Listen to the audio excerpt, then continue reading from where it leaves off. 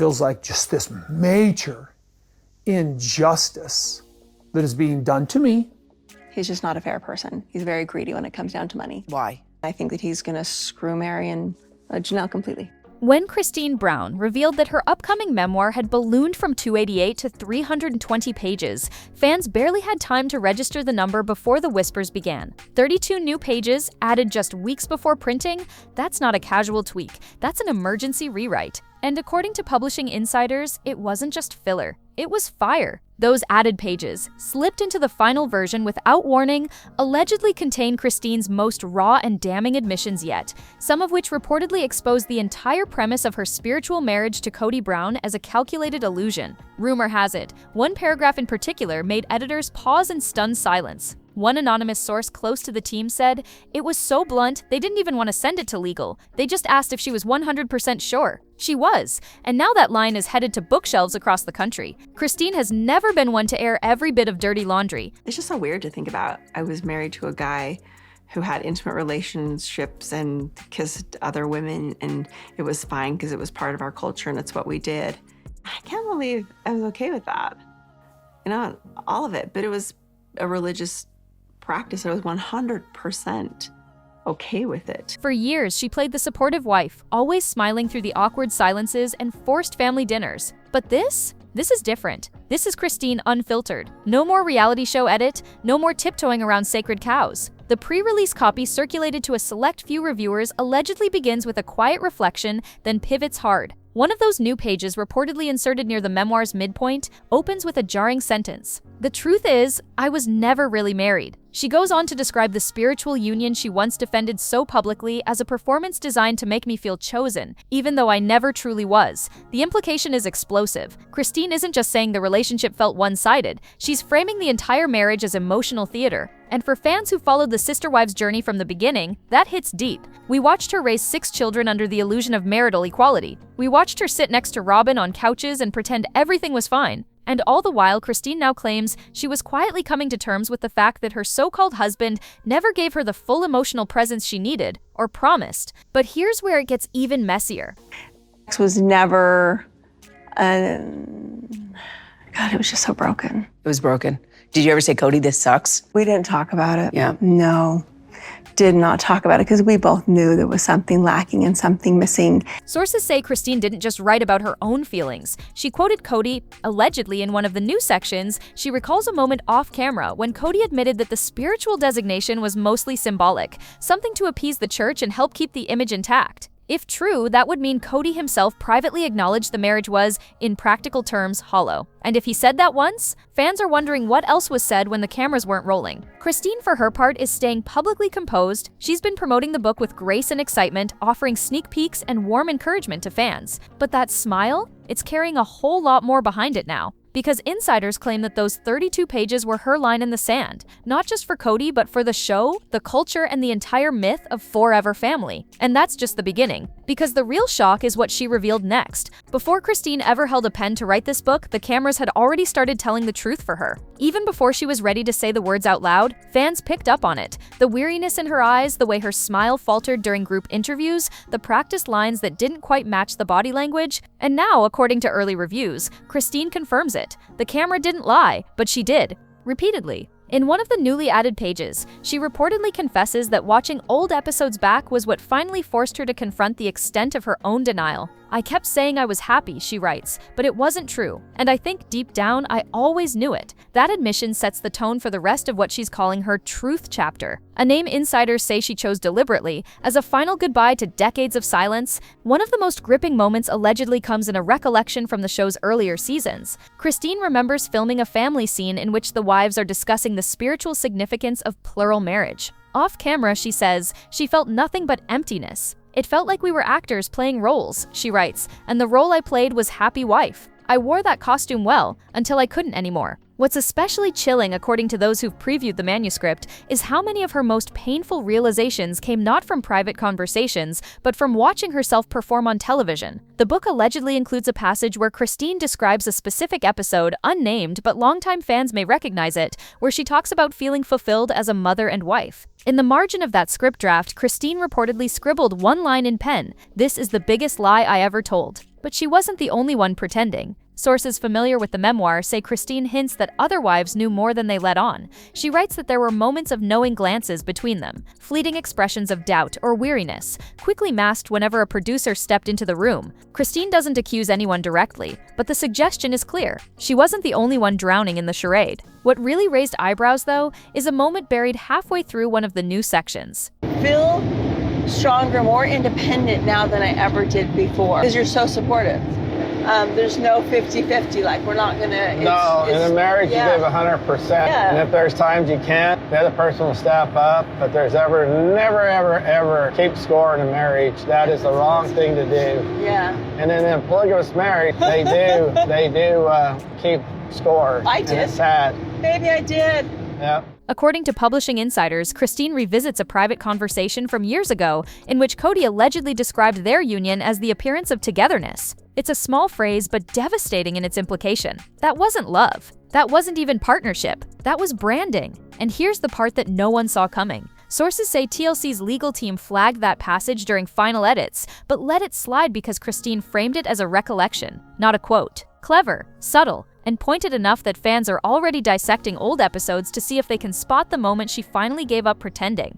Because if the marriage was only ever about appearances, what else was fake? And who else was in on it? As Christine's book tour kicked into gear, fans started noticing something strange, not in the memoir itself, but in Christine's digital footprint. Gone were the references to sister wives. Scrubbed, erased, vanished. Her Instagram bio, once proudly linking her to the long-running show that launched her into the public eye, now reads like the mission statement of someone preparing to burn the past and never look back, encouraging you to take charge, change your circumstances, create the life you deserve, hope again. It's elegant, empowering, and crystal clear. This is not a woman looking back. This is a woman launching her second act, and as subtle as that shift may seem to casual fans, insiders say it caused an immediate stir inside the walls of TLC. Christine's bio once read sister wife, mom, reality TV. Now, reality TV is still mentioned, but only vaguely. The term sister wife is gone as if the label no longer applies. And maybe it doesn't. The minute Christine handed over the manuscript for those final 32 pages,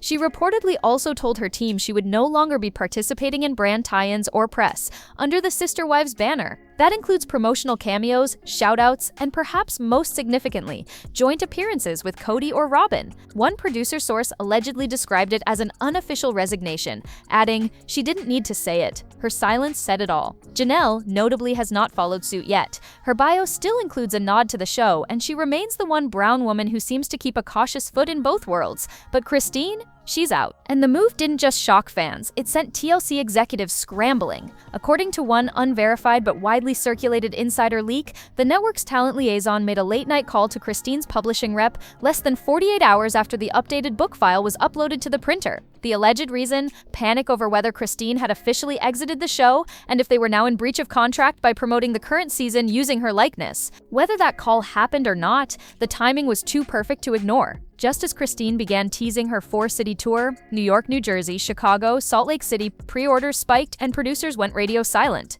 Normally, the network would cross-promote her appearances with social media shoutouts or online featurettes. This time, crickets. No tags, no reposts, no digital fanfare. The same silence now stretches across their main cast accounts, as if everyone's waiting for someone else to speak first. Meanwhile, Christine has already taken the wheel. She's showing up in bright colors, bold lipstick, and her new husband David at her side. Not a sister wife, not even a former sister wife, just Christine. And the book itself, according to early readers, isn't just an autobiography. It's a quiet, calculated divorce filing. Not from Cody, who she never legally married, but from the entire institution that kept her silent for so long. And if that wasn't enough of a statement, the pages include one final subtle jab.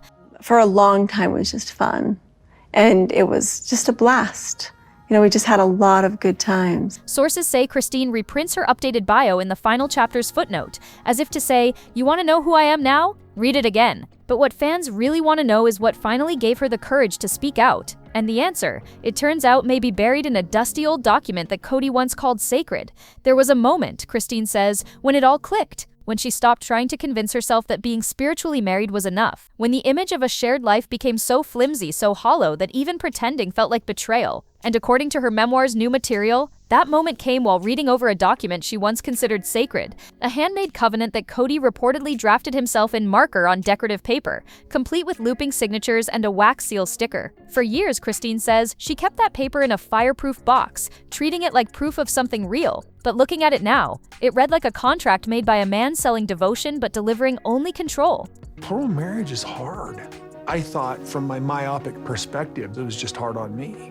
But I failed to recognize what a struggle this would be for my wives. Christine allegedly includes a replica of that covenant in her book. Names redacted, of course, but the symbolism is clear. The document wasn't legally binding. It wasn't notarized. It wasn't filed with any court. It was a performance designed to comfort her, to keep her loyal, to make her feel like this arrangement was every bit as valid as a legal marriage. Except, as she writes in a biting margin note, it only mattered when it benefited him. Allegedly, the agreement included language about shared responsibilities, emotional leadership, and spiritual unity, none of which she claims Cody upheld.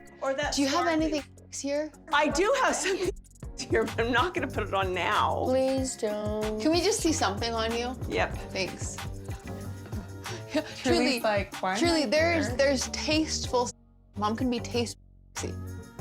I'm sorry.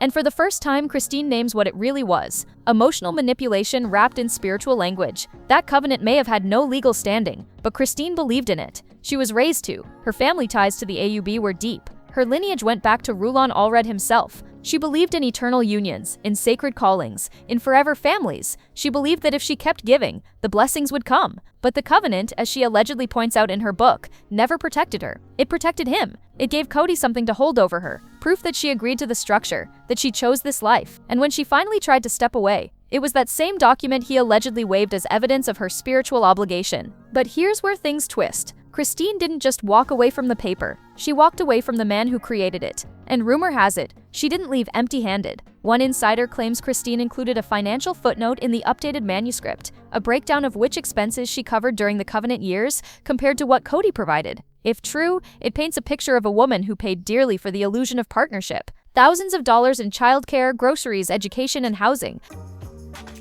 Mom is nothing but a prairie dress person. This one with the shaper. Are you wearing a shaper right now? No. Don't Mom, it wear looks a shaper. amazing. You're Don't wear a fine. shaper. No, you'll see. Wait, what'll be more comfortable? As I'm putting on the dress, I'm kind of like, okay, a little bit more snug than I remember, but it's fine. Not to mention the emotional cost of watching her children feel abandoned by a father more interested in managing appearances than relationships. It's this moment, this exposure of the contract that wasn't, that early readers say flips the entire tone of the memoir. Up until now, Christine's story has been framed as personal growth. But here, the gloves come off. The mask slips. The spiritual marriage, she argues, wasn't just unfulfilling, it was weaponized. And fans are asking, if Christine kept that covenant document all these years, what else has she been holding on to? What receipts are still in that fireproof box? For years, the Sister Wives universe has danced around one uncomfortable truth: the money was never truly equal. Christine's book doesn't just confirm that suspicion, it detonates it. Because buried in those 32 extra pages, according to insiders who've combed through the galley copy, is a quiet but undeniable financial breakdown. Not just feelings, not just memories, figures, dates, deposits, withdrawals. Christine, allegedly with the help of Janelle, reconstructed a timeline of financial behavior that makes one thing painfully clear. While the wives were told they were part of one big shared unit, the money flowed with alarming favoritism, and most of it ended up benefiting one household. Sources say the memoir includes a line that's already going viral in advance copies. "We all gave, but only one house got." That line is reportedly followed by a sequence of side-by-side numbers: who contributed what, who paid for what, and how often shared family funds were funneled into Robyn's home. Christine doesn't call her out by name, but fans don't need her to. The subtext is razor sharp. It didn't work for a reason, and I tried to convince myself that I did this on purpose because I didn't love them. I love them. This situation, what we experienced, is over. If it could be friendly, I would be very happy. And what makes it more chilling is that Christine doesn't present the figures with anger. She presents them with evidence. This wasn't petty jealousy, this was accounting. Allegedly, Christine even includes screenshots of old expense reports, payments tagged under the family's joint account, and a note that Janelle once kept detailing every time they covered a major cost that Kody either promised to reimburse or conveniently forgot about. The financial disparities weren't just occasional, they were systemic, and Christine, after years of silence, is now saying the quiet part out loud. They were told to serve the family, but the family was never truly served. At least, not equally. One source close to the publishing process claims that Christine hesitated before including the money section. It wasn't revenge, she told her team. It was clarity. We did family parties for Valentine's Day. We just concentrated on the fun, not the romantic part of it. No. Cody would give us all flowers sometimes, like in front of each other, and then like kiss us all. Were they all the equal flowers? And then Or he would was just, some of them? babe, he would just kiss us all right there. That's a little awkward. Mm-hmm. Yes. Her audience deserved to know that her decision to walk away wasn't just emotional, it was logical. Financial survival demanded it. She allegedly writes, "There comes a point when you realize the loyalty isn't mutual. You give your last dollar, and they're still asking for more." That one sentence, reviewers say, hits like a hammer, especially for viewers who remember scenes where Christine was shown struggling, pinching pennies while other homes seemed comfortable. And then comes the real kicker. According to whispers from early readers, Christine includes a receipt from a joint PayPal transfer made on the same night as one of the most emotional confrontations ever aired between her and Kody. The page doesn't spell it out, but the date matches perfectly. The implication? That while the cameras were rolling, while hearts were breaking, and Christine was being told to consider the family, someone else was quietly shifting money in the background. I mean, Kody and I were always very affectionate, but I was always uncomfortable. Like, I just was uncomfortable with PDA in front of everybody. This is so gross. Ew. How is that with you guys, seeing me physically affectionate? I like it. So we kiss and we hug in front of our kids. And David and I just don't care. That's fun.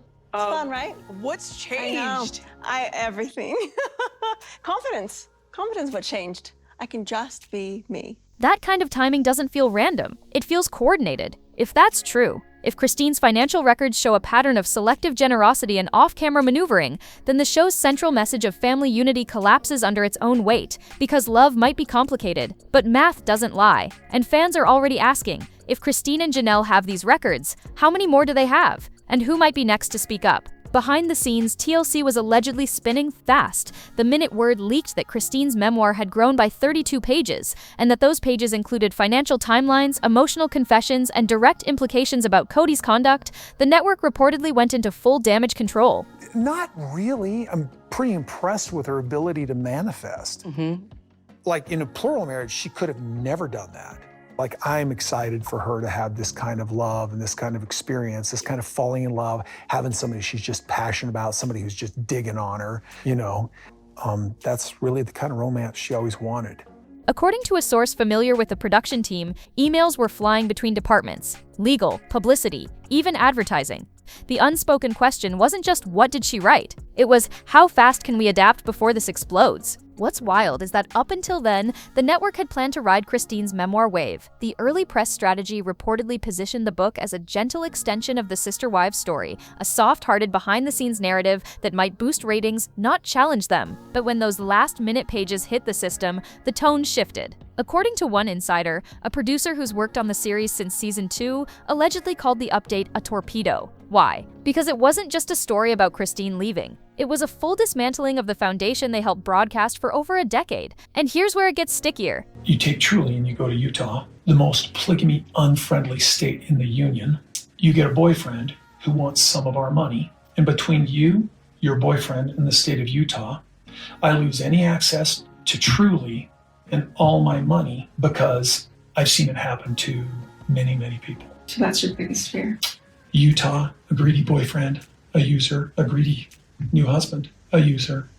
Rumor has it that Christine had already negotiated an unusual clause in her contract years earlier, something that allowed her to speak freely in a personal memoir, provided she didn't directly name network staff or reveal production secrets, which, if true, would explain why she's been so bold now. Because she had already built her escape hatch. So when TLC's team got their first glimpse at the updated manuscript, they weren't just reading a book, they were reading a blueprint for Christine's exit, not just from Kody, but from them. And what's more, she did it without breaking any rules. Allegedly, that's what stunned the legal department most. She outmaneuvered them without ever once naming names or violating the non-disclosure terms. It was clean, it was deliberate. and it left the network with almost no recourse. The ripple effect was immediate. Planned tie-ins vanished. Posts promoting the new season slowed. Janelle's interviews were suddenly solo affairs, and fans started noticing Christine was nowhere to be found in TLC's recent social media pushes. Not tagged, not mentioned, not even a birthday post. Silence can speak volumes,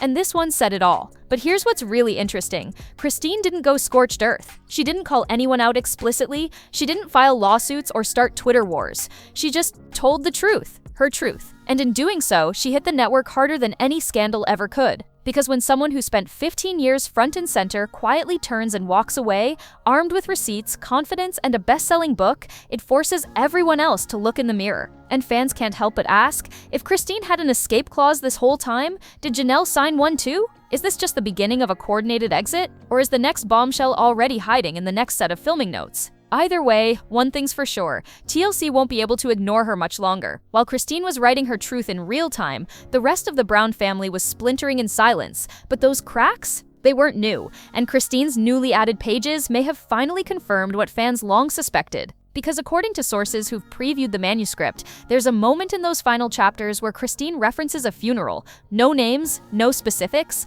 but she calls it a turning point, where everything I thought I'd accepted finally shattered. Fans believe she's referring to the heartbreaking funeral for Garrison Brown, a moment that has already triggered raw responses across the family, especially from Mykelti and Tony, who've been speaking more candidly than ever on their Patreon.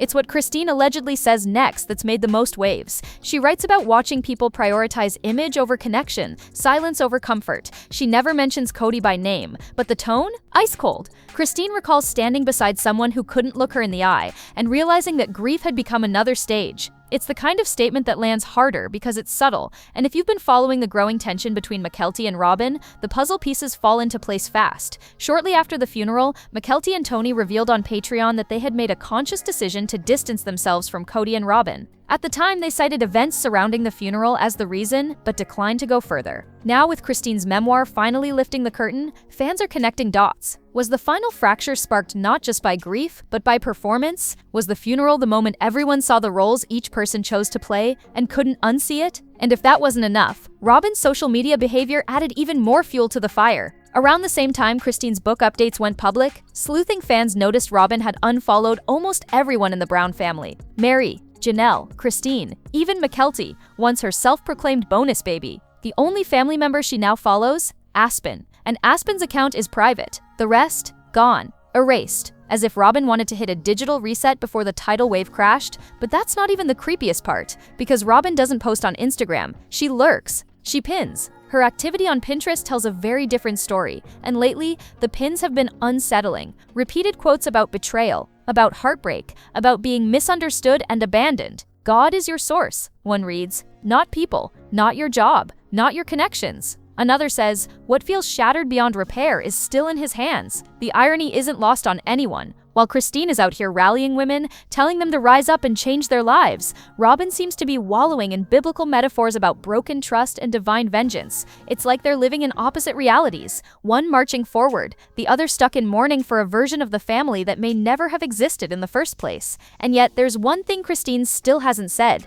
She hasn't named names. She hasn't confirmed who she stood beside at that funeral, or what was said. But insiders say she might be holding onto that for a reason, because if she ever releases the full voicemail that's been whispered about in Brown family circles, the last veil could drop completely. So now the question becomes, is Christine done telling her story, or just getting started? What began as one woman's quiet rebellion is now starting to look like a cultural shift. In the weeks since Christine's updated memoir began making waves, something unexpected has started happening. Emails, DMs, and long-form messages pouring into her publisher's inbox, from women in Arizona, in Utah, in Texas, some anonymous, some heartbreakingly detailed, some signed with trembling names and words like, I finally feel seen. Because Christine didn't just tell her story. She cracked a window open for every woman who thought she had to suffer silently because of tradition, religion, or the roles she was told to play. One publishing insider allegedly said, Christine is being approached now by nonprofit groups, organizations that offer legal and emotional support for women escaping closed communities or spiritual manipulation.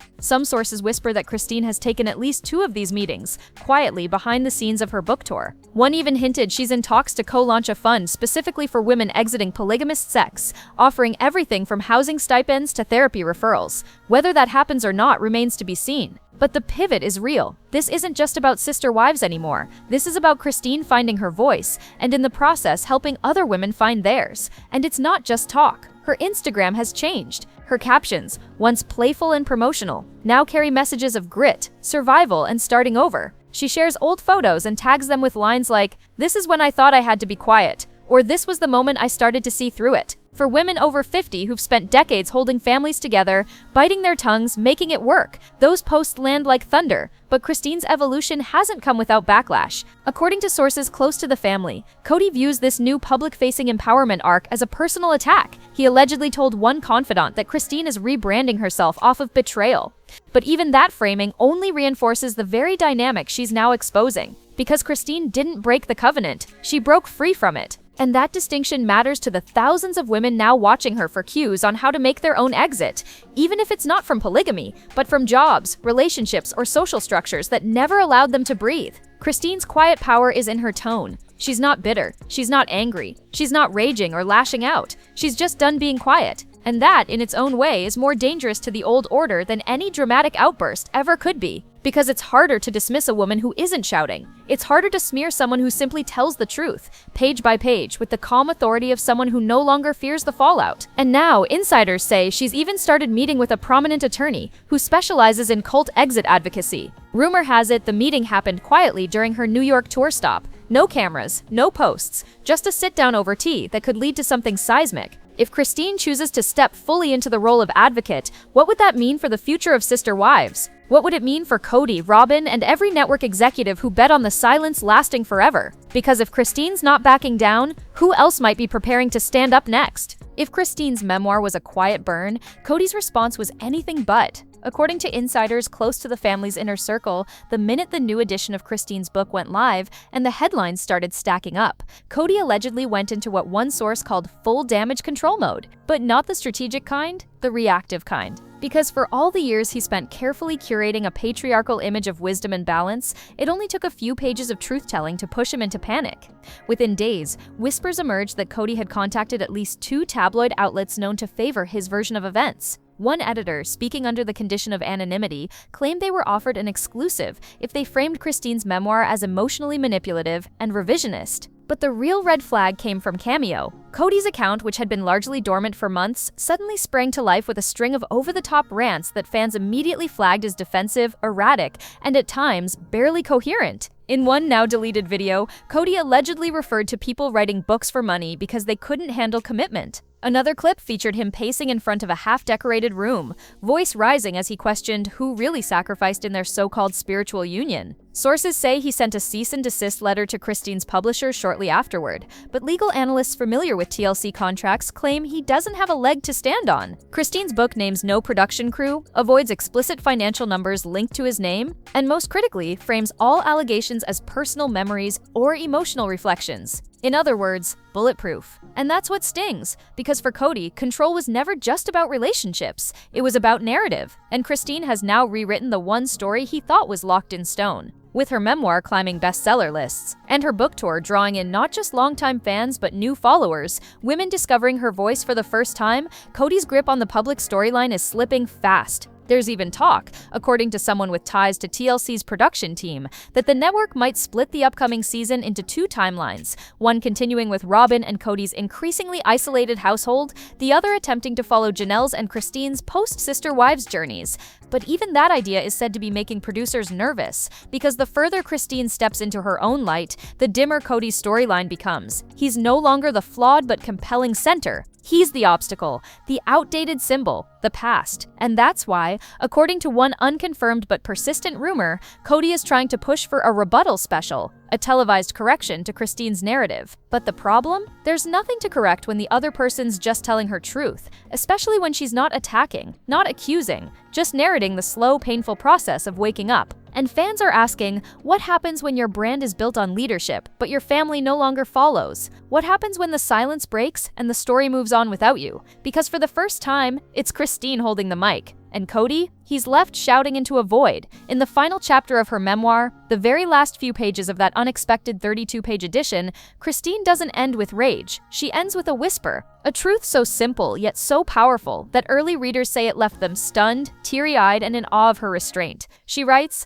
"I stopped being a wife the moment I stopped lying to myself. It's not a takedown, it's not a dagger. It's an epitaph for a role she outgrew, for a love that was never reciprocated, and for a family dynamic built on silence and sacrifice." Christine doesn't offer a dramatic goodbye to Cody. No grand accusations, no embellished betrayals. Instead, she closes the book with a letter to herself, a reflection on the years she spent performing happiness, and the moment she finally looked in the mirror and decided to stop pretending. It's that quiet confidence, that emotional clarity that's resonating with women everywhere, not because her story is unique, but because it isn't. So many women have felt trapped in relationships that looked fine from the outside, even sacred. But Christine's memoir, especially those final pages, offers something rare: permission to walk away, not with bitterness, but with dignity. And now, the buzz around her next move is only growing. Rumors are swirling that a companion book might be in the works, potentially focused on helping others navigate spiritual breakups, religious deprogramming, or just learning how to take up space after years of shrinking themselves to fit someone else's version of love. And while nothing is confirmed,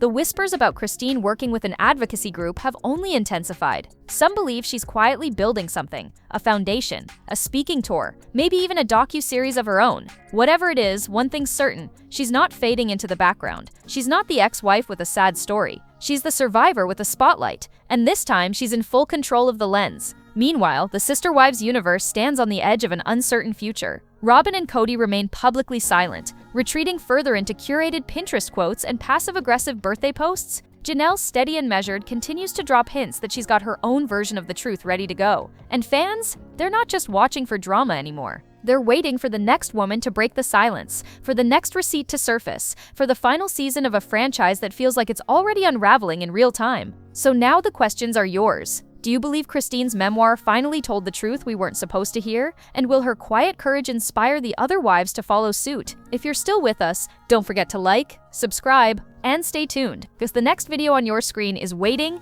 and trust me, you won't want to miss it.